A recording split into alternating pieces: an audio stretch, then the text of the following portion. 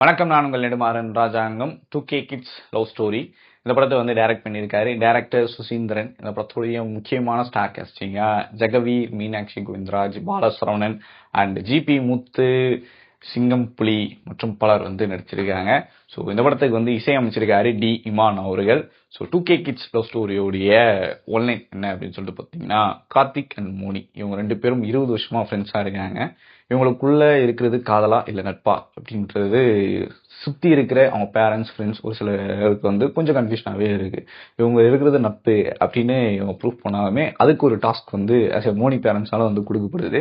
அதாவது என்ன அப்படின்னு சொல்லிட்டு பார்த்தீங்கன்னா, மோனிக்கு ஒரு மாப்பிள்ளை பாரு, அந்த வீட்லயே வந்து நீ வந்து பொண்ணு கல்யாணம் பண்ணிக்கோ, ஸோ 2 பேரும் ஒன்னா இருங்க அப்படின்னு சொல்லிட்டு கொடுக்குறாங்க. அப்படி தேடி கண்டுபிடிச்சி கல்யாணம் பண்ணாங்களா இல்லையா அப்படின்றதுதான் படத்துடைய கதை. ரொம்ப ஜாலியா, ரொம்ப லைட் வெயிட்டடா வந்து ஒரு படத்தை வந்து தரத்துக்கு முயற்சி பண்ணியிருக்காரு சுசீந்திரன் அவர்கள். அது ஓரளவுக்கு வந்து ஒர்க்கும் ஆயிருக்கு அப்படின்னு தான் சொல்லி ஆகணும். அதாவது ஃபர்ஸ்ட் ஆஃப் காலேஜ் போர்ஷன்ஸ் ஆகட்டும், மோனி அண்ட் கார்த்திக் இவங்களுடைய ஃப்ரெண்ட்ஷிப்பை சொன்ன விதமாகட்டும், இல்லை மோனிக்கு கார்த்திக் மேல இருக்கிற அந்த பிரியம், அந்த லவ், அதாவது ஒரு ஃப்ரெண்டா இருக்கிற அந்த லவ், கார்த்திக் வந்து கமிட் ஆன அப்புறமா அந்த சின்ன சின்னதாக வரக்கூடிய பொசிஷனஸ், இதுக்கு அவங்க எக்ஸ்பிளைன் பண்ற விதம், இப்படி எல்லாமும் நம்ம வந்து ஒழுங்கா டிராவல் பண்ண வைக்குது. ஒரு சில இடங்கள்ல ஃபர்ஸ்ட் ஹாஃப்ல சின்ன சின்ன லேக்ஸ் வந்து இருந்தாலும் அதெல்லாம் பாலசரவணன் அந்த இடத்துக்கு அவருடைய சின்ன சின்ன காமெடிஸ் வச்சு அதை நல்லாவே ஃபில் பண்ணியிருக்காரு. ஸோ ஒட்டுமொத்தமாக ஃபர்ஸ்ட் ஹாஃப் ஓரளவுக்கு அப்படி நம்ம வந்து கொண்டு போகுது.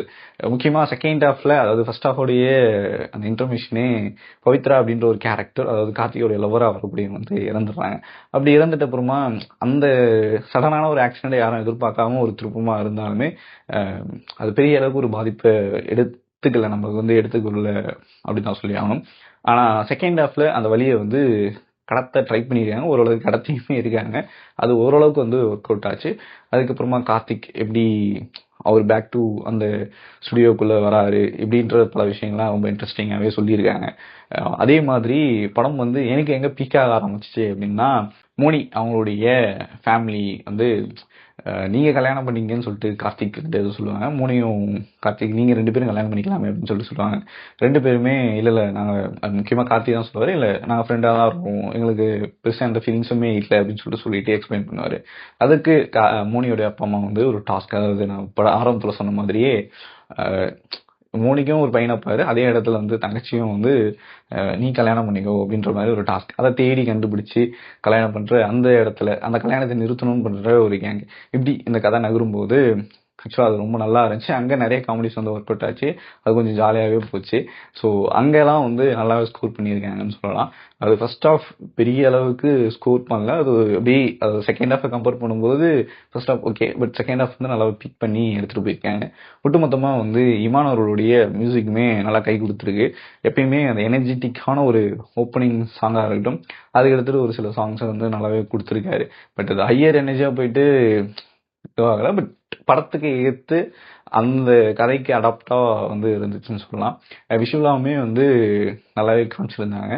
ஓரளவுக்கு அந்த ட்ராமாக்கு தேவையான விஷுவல்ஸை நல்லாவே ப்ரெசென்ட் பண்ணியிருந்தாங்கன்னு சொல்லிட்டு சொல்லலாம். ஸ்டோரி டெல்லிங்கும் ஒரு சில இடங்களில் வந்து நம்மளால கெஸ் பண்ண முடியாத அளவுக்கு ஒரு சின்ன சின்ன ட்விஸ்ட்டை வச்சு, அதாவது ரொம்ப எதிர்பார்க்காம அப்படி லைட்டாக திரும்பி ஓகே இதுதான் அப்படின்ற கொஞ்சம் கன்ஃபியூஸ் பண்ணி எல்லாத்தையுமே எடுத்து வச்சுருந்தாங்க. ஸ்டோரி டெல்லிங்குமே அந்த சொன்ன விதமே நம்மளை கொஞ்சம் எங்கேஜ் பண்ண வச்சுச்சுன்னு சொல்லலாம்.